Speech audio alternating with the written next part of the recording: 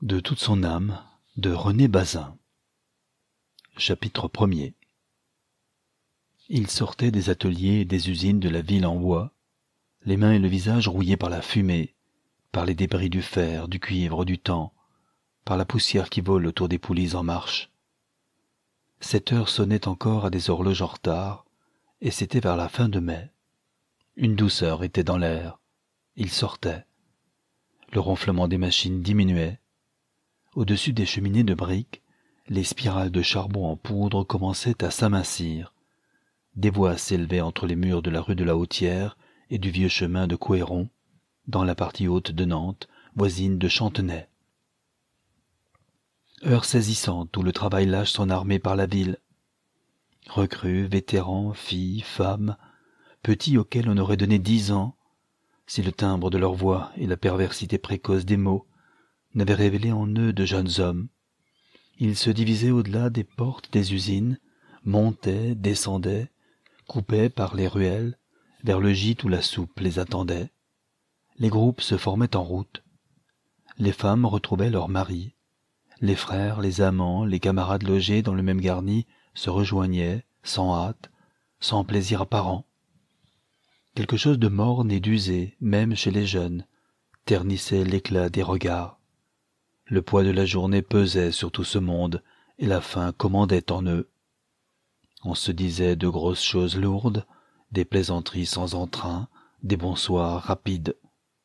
Cependant, il y avait, çà et là, des visages roses de gamines, des têtes imberbes et vagues de jeunes Bretons des pays d'Auray et de Quimper, que l'usine n'avait pas encore entamés, des yeux qui s'en allaient, levés avec un rêve, quelques anciens, rudes comme de vieux soldats, qui tenaient dans leurs mains des mains d'enfants, et marchaient sans rien dire, dans une joie lasse et muette.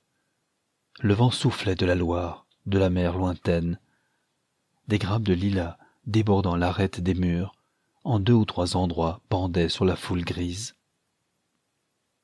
Une partie de cette population ouvrière, ceux qui étaient mariés ou vivaient en famille, laissant les autres se disperser dans les quartiers bas, montait vers les collines de Chantenay, d'où venaient des groupes pareils qui retournaient à Nantes.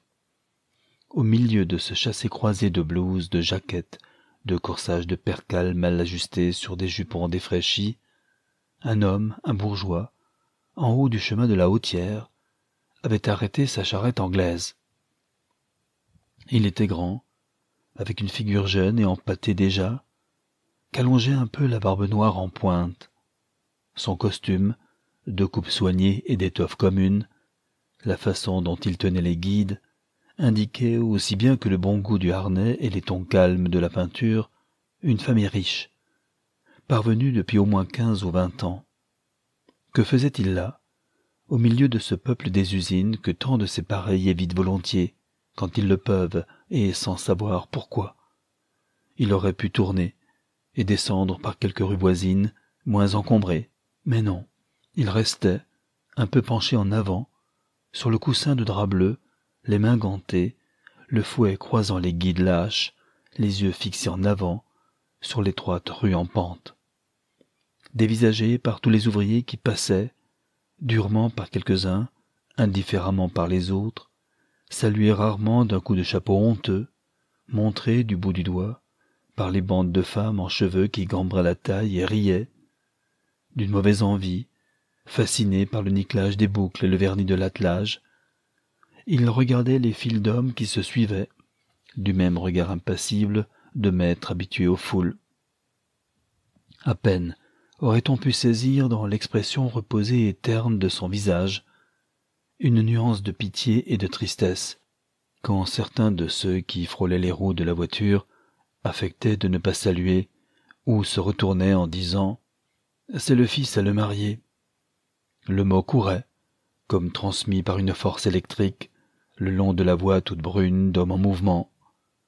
Il courait et revenait, chuchoté sur tous les tons, de l'indifférence, de l'étonnement ou de la colère sourde. Le fils à le marier, le fils à le marier. Lui cherchait quelqu'un. Tout à coup, sa main qui tenait le fouet s'éleva au-dessus des guides et fit signe.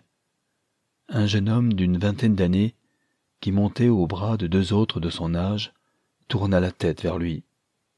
Ses camarades essayèrent de le retenir. Par enfantillage insolent et presque inconscient, il s'échappa, s'approcha du marchepied, en touchant le bord de son chapeau de mauvais feutre, et il attendit.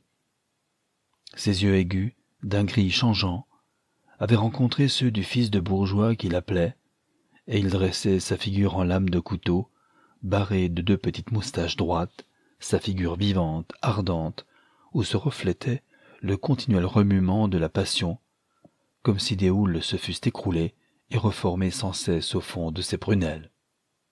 « Antoine, dit posément monsieur le marié, est-ce que votre oncle va mieux ? Non, il ne va guère. La main ne revient pas. A-t-il pris les remèdes que ma mère avait envoyés ? Il crie une partie de la nuit des fois, et puis c'est le tremblement qui le gêne. Pauvre homme. En effet, des remèdes, est-ce que ça sert quand on a la main écrasée ? Personne ne croit qu'il guérira, voyons. C'est de la comédie, tout ça.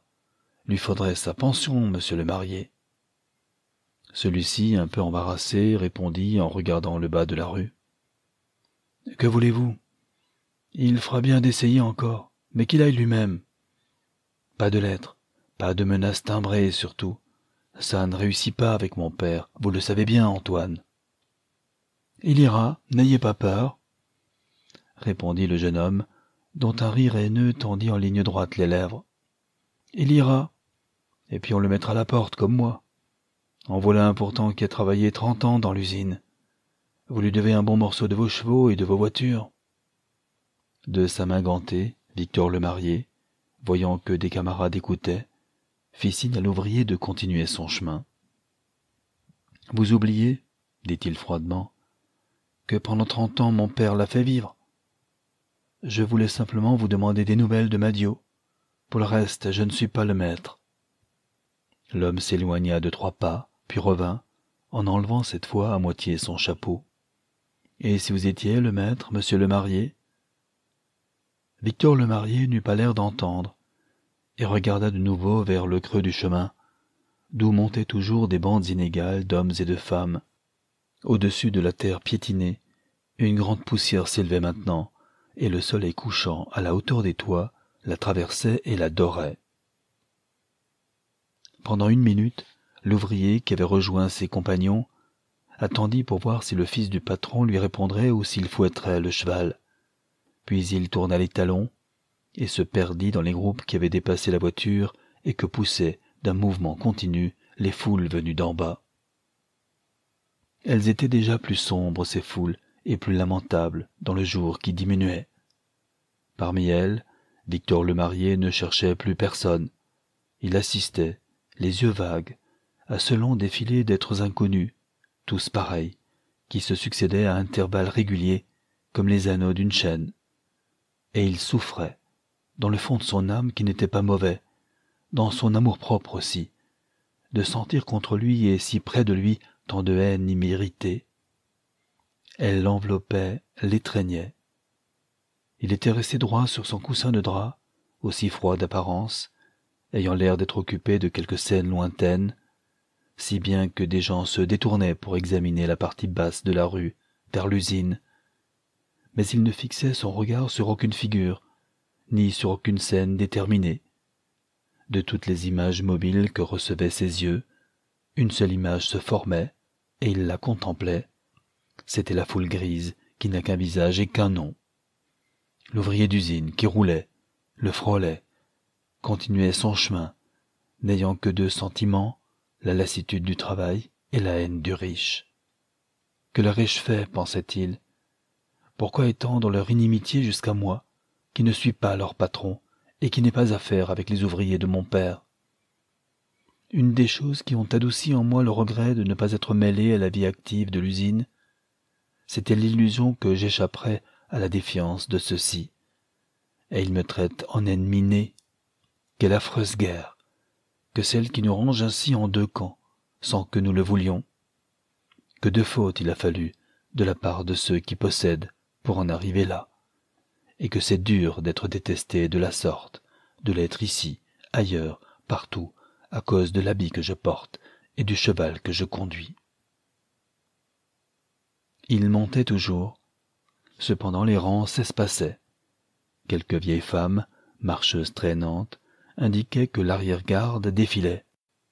Les pointes des hautes branches, les tuiles des pignons, les cheminées blondes de lumière, émergeaient de l'ombre où les choses basses s'étaient plongées, car là-bas, derrière Chantenay, le soleil devait mourir et tremper son globe fauve dans la verdure des herbes. Des voiles de briques et de goélettes, tendues par le vent qui fraîchissait, blanches seulement au bout des unes, remontaient sans doute la Loire, de l'autre côté des maisons, là, tout près.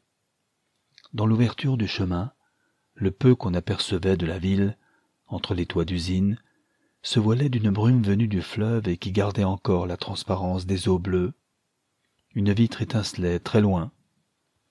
Victor remarqua aussi que les hautes cheminées des manufactures avaient cessé de fumer, et que les petites, autour de lui, partout, se couronnaient de l'humble panache couleur de cendre qui se tordait, s'élargissait et se perdait dans l'air, signe qu'on était rentré, que la famille se retrouvait, que pour une heure de veille bien courte et bien douce, la mère avait tous ses enfants autour d'elle, la journée était achevée, et de sentir cette harmonie rétablie, et de la savoir si brève, et de penser qu'il y en avait une autre aussi nécessaire et détruite, cependant, brisée à jamais peut-être, il éprouvait une tristesse mêlée de colère contre ceux qui sont venus avant nous.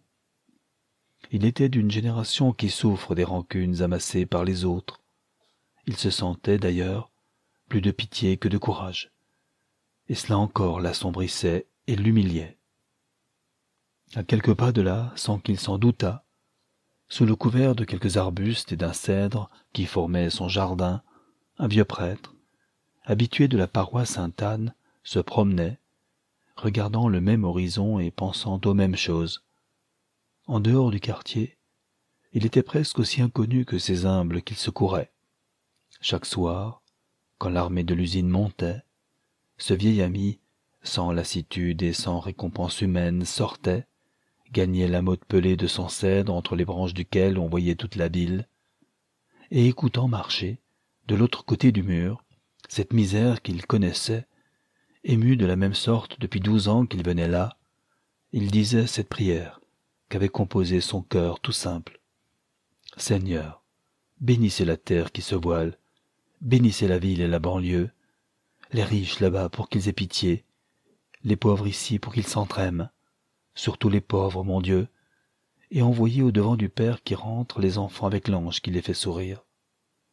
Écartez les querelles entre les époux, mettez la paix entre les frères. Rendez heureuse pour tous la seule heure où ils sont ensemble, les petits et les grands, afin qu'aucun d'eux ne vous maudisse, qu'ils vous aiment plutôt, Seigneur. Je vous prie pour tous ceux qui ne vous prieront pas ce soir. Je vous aime pour tous ceux qui ne vous aiment pas encore. Je vous donne ma vie pour que la leur soit meilleure et moins dure. Prenez-la, si cela vous plaît. Amen. » Dieu ne la prenait pas, il la savait utile.